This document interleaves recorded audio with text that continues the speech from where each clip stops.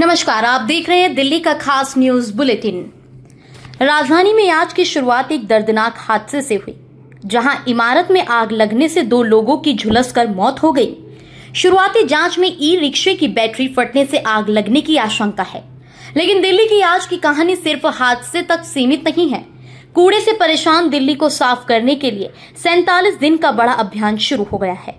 मुख्यमंत्री ने अधिकारियों को साफ कर दिया है कि सड़क किसी भी विभाग की हो, सफाई की जिम्मेदारी से एमसीडी पीछे नहीं हट सकती। उधर दिल्ली की राजनीति में भाजपा और आप फिर आमने सामने है। अरविंद केजरीवाल के दिमागी नक्सल बयान पर भाजपा ने पलटवार किया है, तो कांग्रेस ने एसआईआर को लेकर चुनाव आयोग से जवाब मांगा है। शिक्षा के मोर्चे पर छात्रों के लिए 2 अहम खबरें हैं। एनसी वेब में दाखिले का एक और मौका और यूजीसी नेट को लेकर छात्र संगठनों का प्रदर्शन। और स्वास्थ्य के क्षेत्र में दिल्ली सरकार 300 नई एमबीबीएस सीटें बढ़ाने की तैयारी कर रही है। दिल्ली के रघुवीर नगर इलाके में एक इमारत में आग लगने से 2 लोगों की झुलसकर मौत हो गई। आग लगने की सूचना मिलते ही दमकल की गाड़ियां मौके पर पहुंची। करीब आधे घंटे की मशक्कत के बाद आग पर काबू पाया गया। शुरुआती जांच में ई रिक्शे की बैटरी फटने से आग लगने की आशंका है। हालांकि पुलिस अब ये पता लगाने में जुटी है कि बैटरी कैसे फटी और आग इतनी तेजी से कैसे फैली। ये घटना राजधानी में ई रिक्शा और उनकी बैटरियों की चार्जिंग, रखरखाव और सुरक्षा को लेकर एक बार फिर गंभीर सवाल खड़े करती है। 2 लोगों की मौत सिर्फ एक हादसा नहीं, बल्कि सुरक्षा व्यवस्था की जांच का भी सवाल है। अब बात उस अभियान की जिसका सीधा संबंध दिल्ली के हर नागरिक से है। स्वतंत्रता दिवस के जश्न के बाद दिल्ली में दिल्ली को कूड़े से आजादी स्वच्छता अभियान 2026 शुरू हो गया है। मुख्यमंत्री रेखा गुप्ता ने एमसीडी मुख्यालय सिविक सेंटर से अभियान की शुरुआत की। मुख्यमंत्री ने अधिकारियों और जनप्रतिनिधियों को स्पष्ट संदेश दिया कि सफाई की जिम्मेदारी से बचने के लिए क्षेत्राधिकार का बहाना नहीं चलेगा। सड़क किसी भी विभाग की हो, सफाई एमसीडी की जिम्मेदारी होगी। अब असली परीक्षा आदेश की नहीं, बल्कि जमीन पर दिखाई देने वाले बदलाव की है। अगले 47 दिन दिल्ली के लिए महत्वपूर्ण होंगे। क्या कूड़े के पहाड़, सड़क किनारे कचरा और गंदगी वास्तव में कम होगी? दिल्ली के युवाओं और स्वास्थ्य व्यवस्था से जुड़ी बड़ी खबर। दिल्ली सरकार सरकारी चिकित्सा संस्थानों में मेडिकल शिक्षा की क्षमता बढ़ाने जा रही है।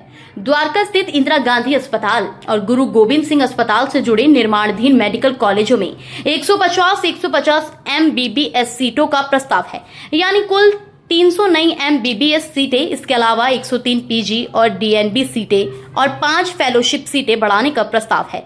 सरकार का कहना है कि इसका उद्देश्य सिर्फ सीटें बढ़ाना नहीं, बल्कि दिल्ली के सरकारी अस्पतालों के लिए डॉक्टर और विशेषज्ञों की उपलब्धता मजबूत करना है।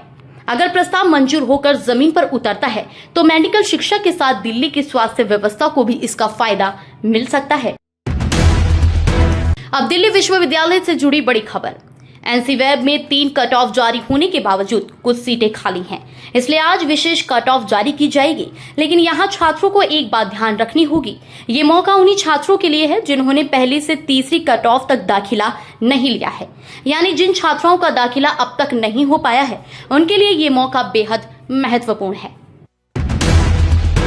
उधर परीक्षा व्यवस्था को लेकर छात्रों का गुस्सा भी सामने आया है। यूजीसी नेट में कथित अनियमितताओं के खिलाफ एनएसयूआई ने एनटीए कार्यालय के बाहर प्रदर्शन किया और एनटीए को भंग करने की भी मांग की।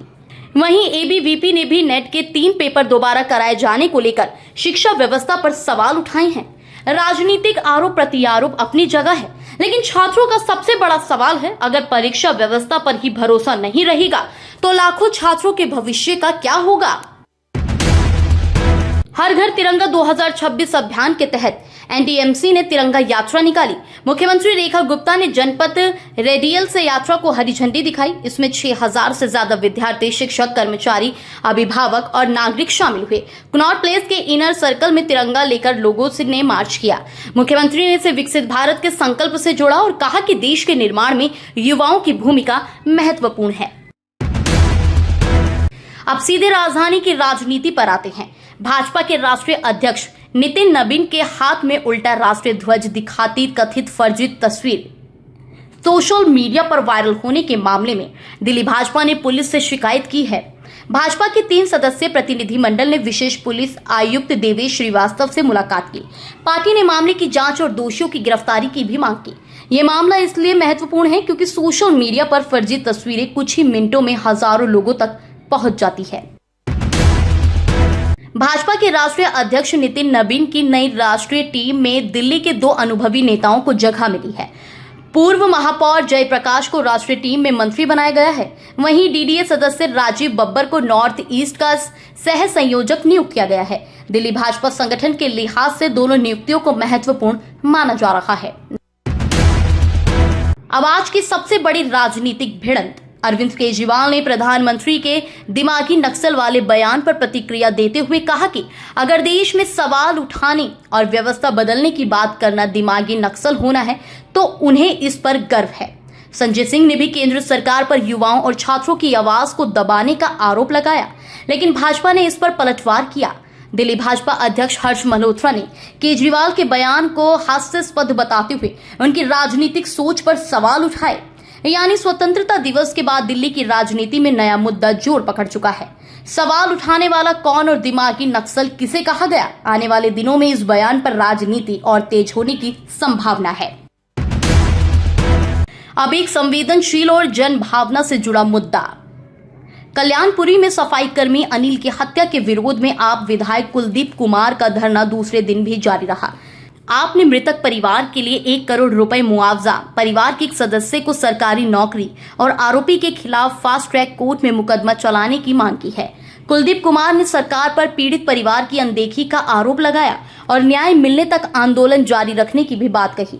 वहीं दिल्ली भाजपा की ओर से भी इस मामले पर प्रतिक्रिया सामने आई है। भाजपा ने आप विधायक से राजनीतिक आरोपों से ऊपर उठकर मृतक परिवार के लिए मुआवजा और वैकल्पिक नौकरी दिलाने के प्रयासों में सहयोग करने की अपील की। अब नजर पुलिस की कार्रवाई और सरकार की ओर से उठाए जाने वाले अगले कदम पर है। और अब मतदाता सूची से जुड़ा बेहद महत्वपूर्ण राजनीतिक मुद्दा। दिल्ली कांग्रेस अध्यक्ष देवेंद्र यादव ने एसआईआर के पहले चरण के बाद मतदाता सूची में हुए बदलावों की पूरी जानकारी सार्वजनिक करने की मांग की है। कांग्रेस का आरोप है कि 33% एन्यूमरेशन फॉर्म जमा नहीं होने की बात सामने आने के बाद उसकी आशंकाएं सही साबित हुई है। देवेंद्र यादव ने मांग की है कि एसआईआर में हुए नए नाम जोड़ने, नाम हटाने और मतदाता स्थानांतरण की जानकारी नई मतदाता सूची जारी होने से पहले कांग्रेस के BLA 2 को दी जाए। मतदाता सूची में एक एक नाम का महत्व है, इसलिए ये मुद्दा सिर्फ राजनीतिक दलों का नहीं बल्कि हर मतदाता के अधिकार से जुड़ा है। अंत में बात रोजगार और भविष्य से जुड़ी। दिल्ली सरकार के उद्योग मंत्री मनजिंदर सिंह सिरसा ने हैदराबाद में टी वर्कर्स, टी हब और फ्यूचर सिटी का दौरा किया। सरकार दिल्ली में स्टार्टअप, हार्डवेयर, नवाचार, प्रोटोटाइपिंग और निवेश का मजबूत तंत्र विकसित करने की संभावनाएं तलाश रही है। टी वर्कर्स के हब एंड स्पोक मॉडल में विशेष रुचि दिखाई गई है। अगर दिल्ली में इस तरह की सुविधाएं अलग अलग हिस्सों तक पहुंचती हैं तो इंजीनियरिंग छात्रों, नव प्रवर्तकों और स्टार्टअप शुरू करने वाले युवाओं के लिए नए अवसर बन सकते हैं। तो आज दिल्ली की तस्वीर में हादसा भी है, सफाई का बड़ा अभियान भी, शिक्षा और स्वास्थ्य से जुड़े फैसले भी और राजनीति का तेज होता टकराव भी। लेकिन सबसे बड़ा सवाल यही है, क्या 47 दिन का सफाई अभियान दिल्ली को वास्तव में साफ कर पाएगा? क्या 300 नई मेडिकल सीटें स्वास्थ्य व्यवस्था को मजबूती देंगी? क्या परीक्षा और मतदाता सूची को लेकर उठ रहे सवालों का जवाब मिलेगा? और क्या दिल्ली की राजनीति में दिमागी नक्सल विवाद आने वाले दिनों में और बड़ा मुद्दा बनेगा? इन सभी सवालों पर हमारी नजर बनी रहेगी। आप देखते रहिए दिल्ली की हर बड़ी खबर, जनता के मुद्दे और सत्ता से जुड़े सवाल, सिर्फ दिल्ली की खास न्यूज बुलेटिन में।